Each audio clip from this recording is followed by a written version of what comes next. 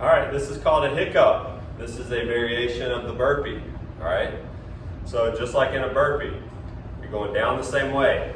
When you're coming up, that's the only difference in a hiccup. So you're going down, jump the feet back all the way down. When I push up and jump, I land in the squat, okay? Back down, boom. Explosive, bringing those legs up, landing them a little bit wide, about shoulder width. Same thing in a hiccup, down, boom. Okay? Pull those legs forward, land flat, that's your hiccup. Now this is a modification of a hiccup.